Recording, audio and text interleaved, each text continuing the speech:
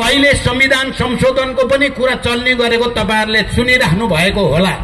संविधान संशोधन गर्नुपर्छ, मैले भन्ने गरेको छु। संविधान संशोधन आवश्यक छ र त्यो संविधान संशोधन जनताको पक्षमा उत्पीडित वर्ग, जाति, क्षेत्र, समुदायको अधिकारलाई थप गर्नको निम्ति, मजदुर किसानको अधिकारलाई थप गर्नको निम्ति संविधान संशोधन आवश्यक छ।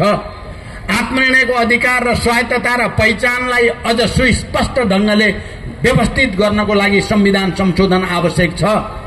सबै उत्पीडित वर्ग समुदायलाई जनसंख्याको आधारमा समानुपातिक प्रतिनिधित्व सुनिश्चित गर्न संविधान संशोधन आवश्यक छ।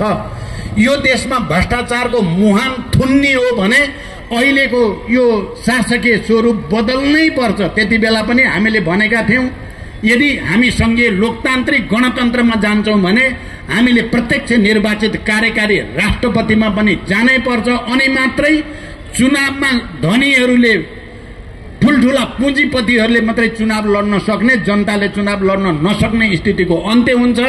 अनि सांसद हुनको लागि लाखौं करोडौं खर्च गरेर सांसद हुने, सांसद भएपछि फेरि करोडौं खर्च गरेर मन्त्री हुने, मन्त्री भएपछि अनि खर्च गरेको पैसा डबल ट्रेबल बनाएर उठाउने यो प्रणाली जबसम्म रहन्छ यो देशबाट भ्रष्टाचारको अन्त्य हुनै सक्दैन। त्यसकारण आदरणीय जनसमुदाय, हामीले त्यति बेलै हामी चाहन्थ्यौं कि प्रत्यक्ष निर्वाचित कार्यकारी राष्ट्रपतिको व्यवस्था होस्, तर हामीले त्यो अडान राख्दा संविधानै नबन्ने र देश झन भुमरीमा पर्ने खतरा देखेपछि हामीले भोलि उपयुक्त समयमा यसलाई उठाउने छौं, जनतालाई अपील गर्ने छौं र जनताको आवाज अनुसार संविधान संशोधनको पहल गर्ने छौं भनेर संविधान सभामा नोट अफ डिसेन्ट हामीले रिजर्भेसन राखेर हाम्रो भिन्न मत राखेर आएका छौं। हामी